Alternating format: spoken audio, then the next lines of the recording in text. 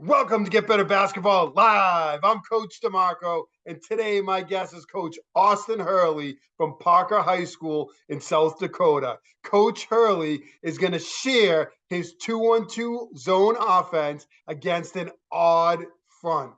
He's already shared his original 2-1-2 offense, which I'm going to link in the description down below, and his revamped 2-1-2 motion continuity offense against a 2-3 zone. Now he's going to take the next step and share what this looks like against an odd front.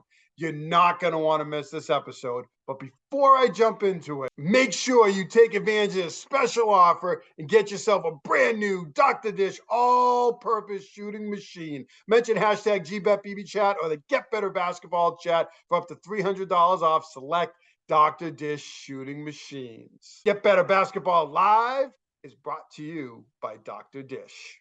Now stay tuned because another Get Better Basketball Live is up now. Welcome to Get Better Basketball Live. I'm Coach DeMarco, and today joining me once again is Coach Austin Hurley. We're going to talk in part 2 of this episode about his 2-1-2 zone offense, but this time we're going to hone in on how it works against an odd front zone. Coach, thanks for joining me once again today.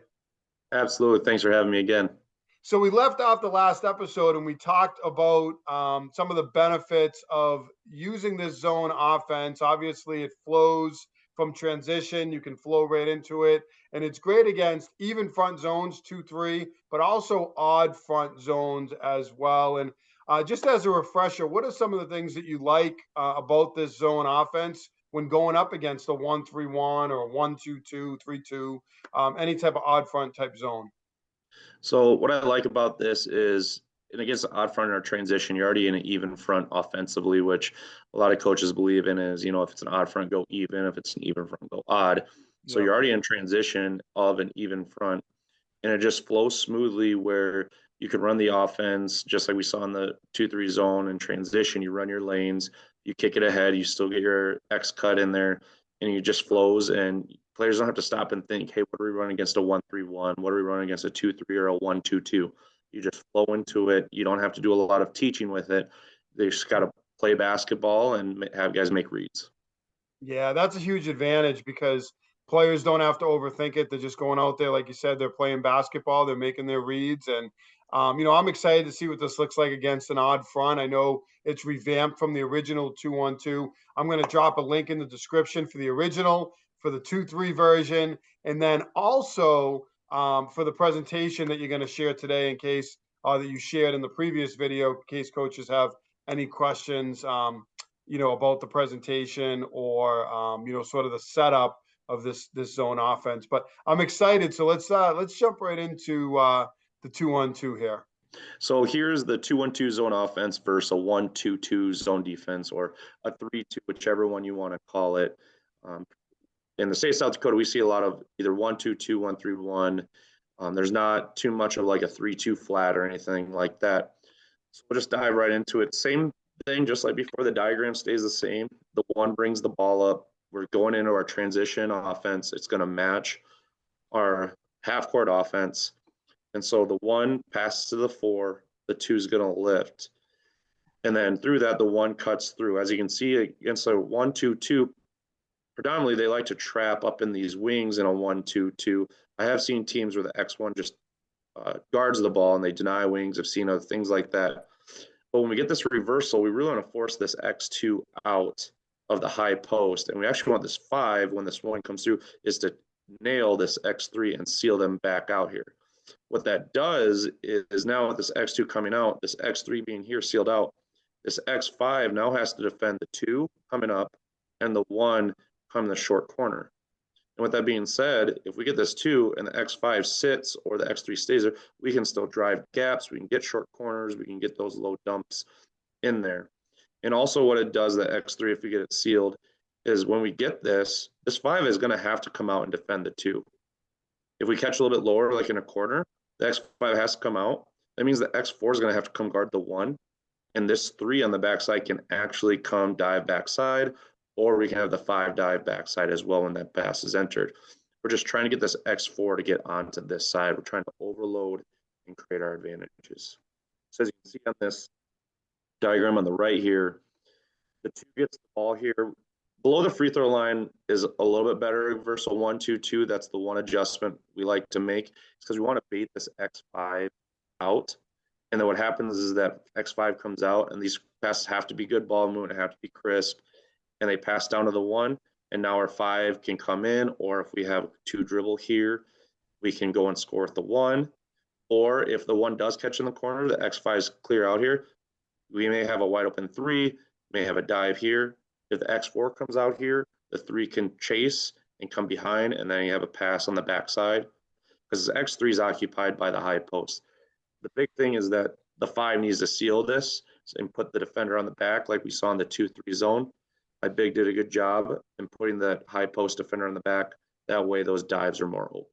Seeing that triangle again there with 1, 2, and the 5, you talked about creating those triangles, coach. And, also, one of the things, and you talked about this a little bit in the last video, is that 1 is cutting, behind some of these defenders. So you're really forcing the zone to be sound and these players to communicate, that X5 as the ball's going to 2 and they're coming out.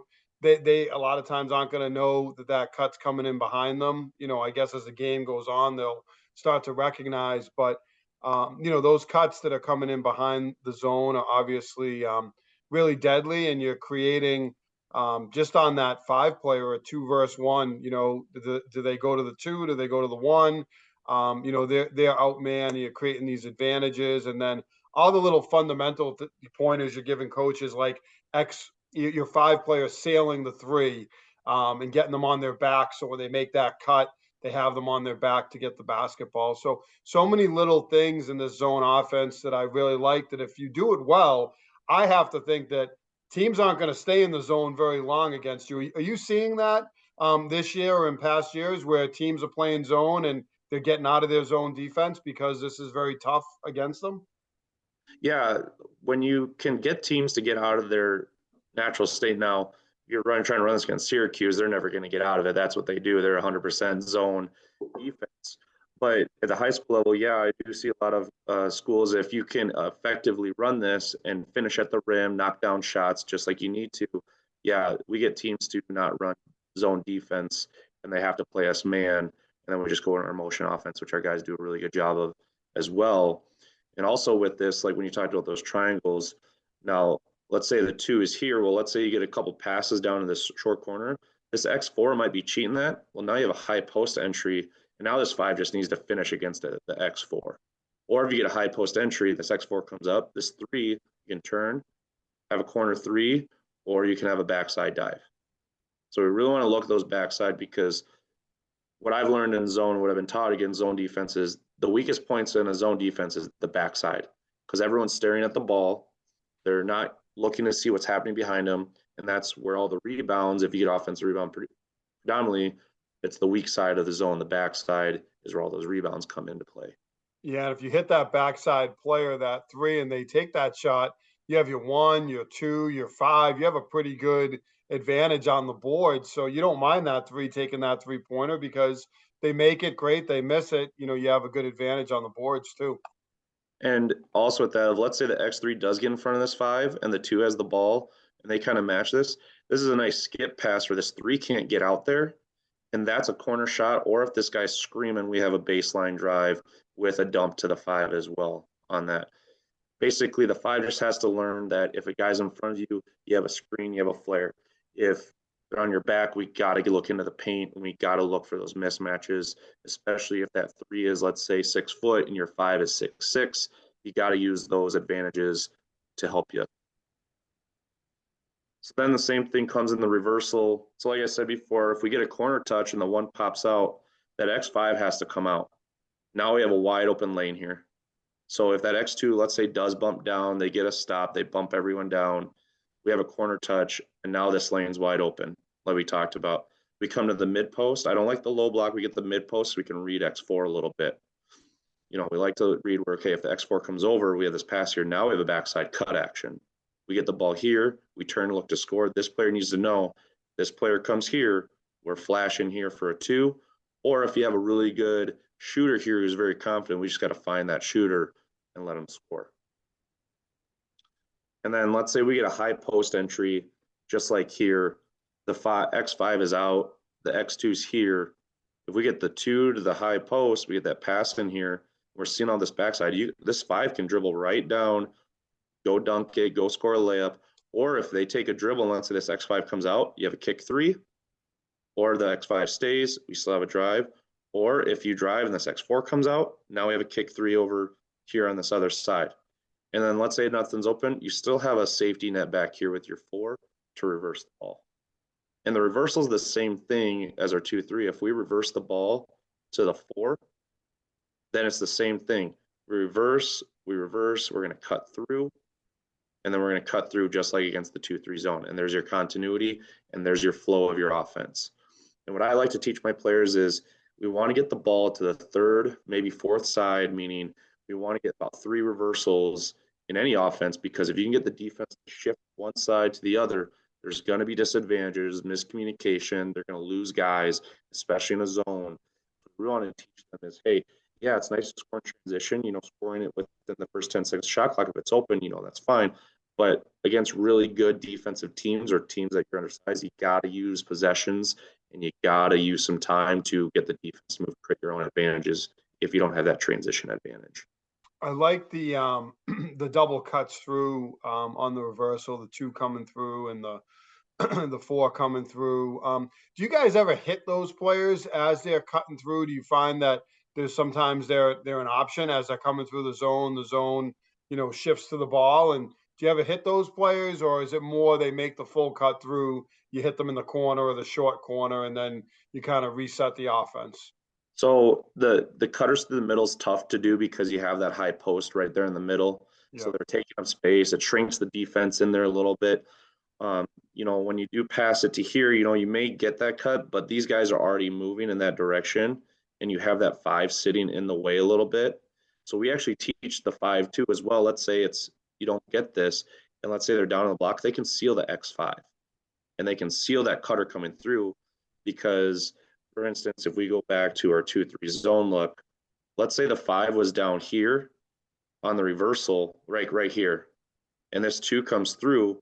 Well, this 5 can seal an X5 if they were on the top side or have you.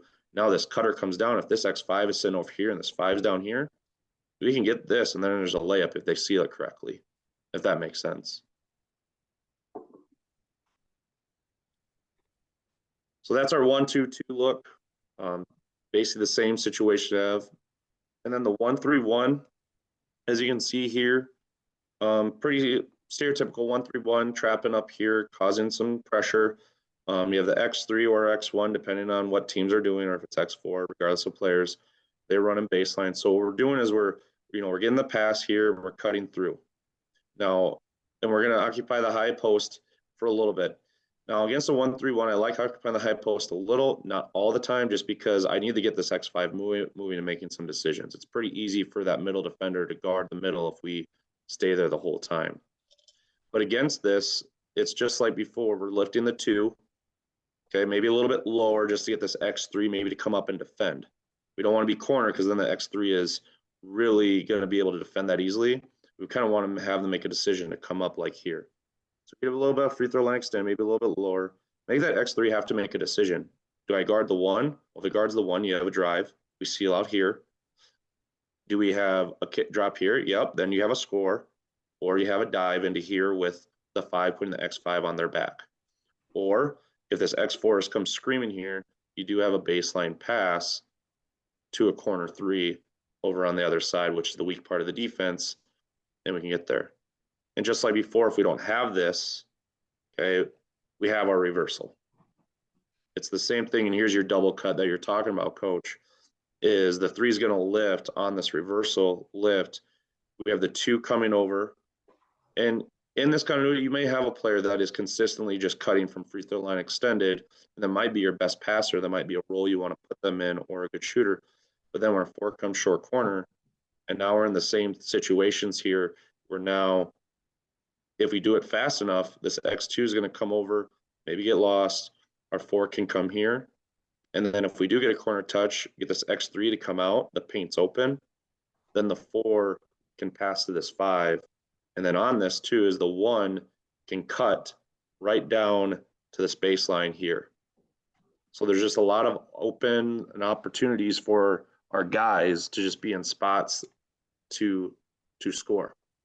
Now, this offense is great. I love this offense, but in all fairness in this, players just need to score the bucket, score at the rim, or shoot threes because stereotypically zones are designed to take away the middle, for you to shoot, for teams to shoot over you. And this is just something like kids have to be able to just knock down shots to really make it effective. Yeah, you're creating some nice advantages for your players, though. 2-versus-1 advantages when it goes to the corner, short corner. You're creating the triangles. You're getting, we saw in the last episode the number of middle touches you got, and you posted a really nice job passing. So, to your point, they have to make the shots, but you are putting them in some really nice spots where they do have an advantage. And, again, those cuts through the middle.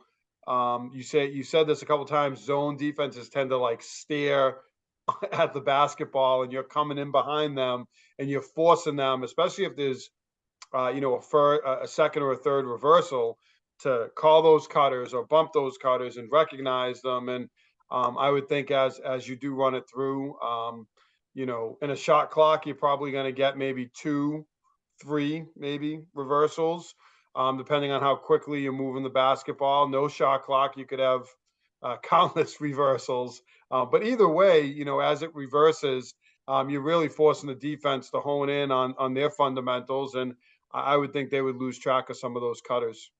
Yeah, and in South Dakota, we're a shot clock state. So, we do get, 3 to 4 reversals. In that time period, we'd like to have an opportunity, a shot at that point. We usually do, or some type of attack, because the defense, I try to teach my kids like windshield wipers. If you get windshield wipers moving, they're going to get rain, but they don't get every raindrop. They don't get every player in this. They are going to miss raindrops. So you have to get them moving like windshield wipers, because you need them to move and miss spots. And that's what we kind of teach them in this, even our motion offense and the zone offenses, get the defense to be windshield wipers. I love that analogy, Coach, because you're not going to get every raindrop. And I appreciate that you guys are a shot clock state. We are as well. And hearing that you can get the 4th reversal, because some coaches might use this and they run it, the first or maybe the second reversal, and it might not work out to their benefit. But there's an element of patience too, where you're making the defense work, and you get that second, that third, and even that 4th reversal. And things are going to open up. And like you said, they're not going to get every raindrop, every cutter, or every player, as this the ball is reversed. So I'm glad to hear you guys are using a shot clock, and you're able to get that 4th reversal. That's really good information for coaches in shot clock states, or even college coaches where, obviously there's a shot clock. And if there's not, they probably can get 10 reversals. I don't know if that's a good or bad thing, but that's a different debate. Also with this, what coaches, when they start implementing these things, like when I did, it is slow to start. Like, your players are thinking of what they need to do next. It will be slow to start when you do implement it in practice. You just have to be patient. Once we started repping it, our guys were instantly, okay, I passed here, I'm cutting. I passed here, I'm cutting. And, you don't want to be robots in a sense, but they got to have flow and fluidity with it. And then I always look, hey, just look short corner. We don't have to pass short corner, but like getting a corner touch to get the ball all the way back around is getting that defense moving and the windshield wipers moving. So that way we can open up those overload opportunities for that. And I have a video of a clip of, we get 1 reversal, but we actually get a pretty good look. We're a smaller team, so some of these passes need to be a little more crisp. It's tougher for us, but we try to make do with what we have. So I can go right into the video. So here's a clip that we have from our 1-3-1. I only have 1 clip. We've only played a team that threw a 1-3-1 at us. So we'll just talk through this 1 clip and about some things that we see. And I'll wrap up our out front. So we have a make break here in our transition. So you can see the team's in a classic 1-3-1. They're not trapping too hard here. We have the middle defender, we have a baseline runner, and a wing defender at the bottom here. So we pass, They fill, we get a wing touch. So as you can see here, just like I said before in zone defenses, everyone stares at the ball. They don't see cutters coming. Not one of those guys. See, 5 does a good job. He cuts. The bottom defender came up. No one saw 5 coming underneath because they're all watching the ball. That's why I love this offense. These cutters come through under the radar. This kid, number 5 here is 5'9", 5'10", around there. He's going to get the ball. We're going to look here now. This part of it is we're a small team. All 4 guys out here are like 5'11", 5'10", and we had 6'6" sophomore here, and we're very inexperienced team. But so we get this pass here, and we're looking. We get some action. Don't make it, but we got the look we wanted out of this. We get the X cut. So as you can see here, 21 is ball watching here. 12 could come to this bottom block here on this pass. As you can see right here, 12 could sneak underneath and seal 21 for a post up. As you can see, we got 6'5" coming at a 5'10" guy here. So we get a good little tip pass, get it. What I'd like to see here is 12 backdoor this, because 21 here, this top defender is worried about too. We can actually come right through here, and that would have been a wide, see that window there. We have a wide open layup opportunity with that as well. And if he does make that backdoor cut, it really sucks the defense in even a little bit further, Coach, where you can, potentially have a skip out opportunity too. I was just looking at, as you were at the end of the clip here, where he definitely has that opportunity to cut behind them. And, you keep making the point about them looking at the basketball, which is so accurate. But if you go towards the end of the clip, when your post does get the basketball, I see him working to sort of make sure that player gets on his back. So right there, obviously, if that player had cut backdoor, had cut a second earlier, you suck that defender in. And if he's not open, yeah, you got 2 at the top and then maybe a 1 more. And, you got tons of options out of it. So you're really putting the defense in a bind, whether it's, sucking them in if you do make that cut, or, opportunities for skip outs and shots as well. So there's just like a multitude of options. And we've talked about, in the other video, even some quick hitters like a flare screen on the backside. There's so many things you can do out of this that I'm sure as coaches watch this, the wheels are spinning and they're thinking about how they can incorporate it with their team. Yeah, and when you're talking about that flare action, I see it right here too. What we can do as well is we get this. Let's say a team's thinking about cutting. 12 could come and set a top screen right here, and 5 could loop all the way back out here. We can get a long skip pass for a corner 3. Or if let's say you do have a tall guard that's cutting through, they could, if this guy's going to sit here, you could have him sit right down here and get a lob to there. You could create a lob play out of this formation if these guys are going to get sucked up to the high post. Because look at this underneath, there's no one there. We're just at a disadvantage where we're a short team, but you get a good team, you get a team with some size. So, you got 6 foot, 6'2", 6'5", 6'8", 6'8". You're looking at these teams is these catches right here and these reads, you're going to get those looks. Just a question, Coach, as we're watching this, one thing I've wanted to ask as we wrap up, does it matter size-wise? So you're saying that you're a little bit undersized, you're using this. You could use this with a bigger team too, I would envision, and maybe have some of those actions at the rim. So this is pretty flexible, even if you're not the biggest team. Is that what you're saying? Yes. When it all comes down to is, and like in any offense, is the players, like, they just have to execute. And, we have a smaller team, so we have to use our quickness to get those cuts, and we got to get more reversals. Now, we did this in one reverse. I would like to see more of where we're not just going one swing. We want to get the ball back to the other side and get some other reversals. Now, we did get a good look. We just need to finish.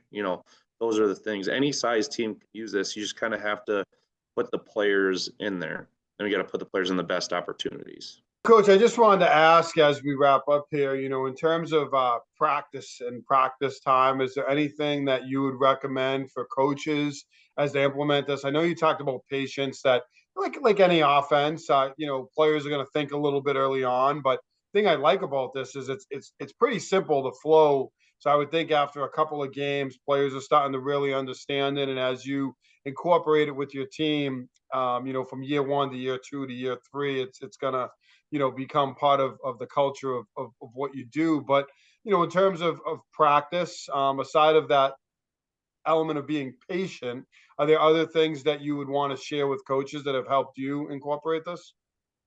So yeah, when we incorporated, we spent about 15 to 20 minutes of installing this, starting on air, getting those movements, just getting mechanical robotics, and then we do go 5-on-5 with it against if we're going against a 2-3 or a 1-2-2 or a 1-3-1.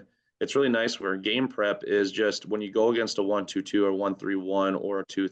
If you have teams in your conference, your division, region, whatever the case may be, that a lot of teams run different zones. You don't need to change your zone offense. It's the same. Players still know how to run it. You just need to rep it and practice it. And there might need be some, adjustments that need to be made against those that you see fit. I'm not saying this is a cookie cutter that it's going to be, hey, you're going to get every good look. Is there going to have to be some adjustments that coaches will have to put in there, and some wrinkles that they see best fit. Um, I do enjoy teaching this. It's very easy for the kids to pick up on.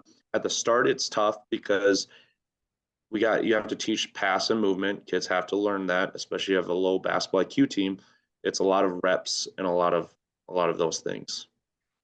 Just one other question, and actually, we were talking earlier, and we talked about your original video that you shared, and a lot of youth coaches are using this. So I think it's important for coaches to realize this is applicable at the youth level, at the high school level, at the college level. This is something that you could use at different levels, and I'll speak to my own experience. My zone offenses were sometimes different. We were a dribble drive, 4 out, 1 in, and sometimes that was our zone offense, but there were some zone looks that we used that were different. So I wanted to ask you, this flows from your transition into your zone offense. Is your man-to-man offense similar, or do you use a different type of man-to-man offense? I would think this is easy enough that you could run a different type of man-to-man offense and still make this your zone offense. But just really curious, what it looks like for you. So yeah, like I say before, like we want to have our press offense match our transition offense, match our half court offense. So with this offense, this is predominantly our zone offense, and then we are a 5-out motion team, and we're more of a hybrid of circle motion with ball screening with that, and that's our man offense that we run. So we have a hybrid of that, of just rules that we use for our man offense. What I like about it is we still are in our transition lanes. We're still in the 5 as the middle, the 1 and the 4 are on the sides trailing, and our 2s and 3s are sprinting corners. It still just flows and has fluidity. And what's nice is in this offense, let's say a team looks like they're in a 2-3 zone. You send a cutter through. If someone goes with them, well, it's man. So that's your dead giveaway. Hey, they're not in zone, they're in man, and we're a 5-out team. That cutter can just fill corner, our 5 lifts, and now we're in our man offense. So the fluidity is all there. Yeah, and even if they were in man-to-man, you're getting those cuts through the paint, you're getting movement. There's going to be probably some opportunities to get baskets out of it as well. So I always like to ask that question. And, like I said, our zone offense didn't perfectly align, but we could, similar to what you're describing, we could flow between both of them as needed. So, whether teams are 4 out, 5 out, 3 out, 2 in, whatever they decide to do, this zone offense is something that they can use with their team and something that could really work for them. So I just want to say, I appreciate you sharing, Coach. I love the wrinkle with taking that other player out and really spreading the floor. But I also think the first option that you shared, previously when we did this video, which has a ton of views and coaches love it, is great as well. And I want to mention to coaches out there, you shared your email previously. Coaches can certainly reach out to you, but I am going to put a copy of the presentation you shared in the description down below. I'll share the first video in the description down below so coaches can have access to both of those.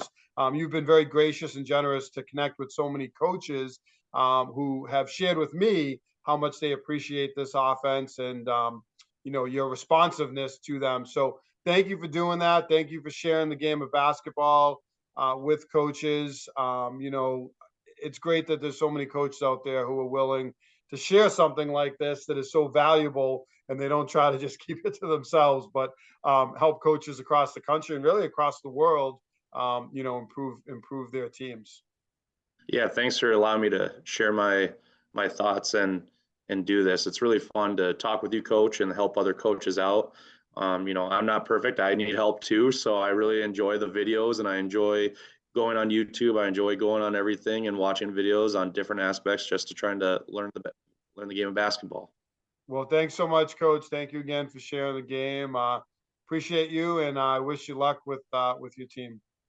Thank you so much.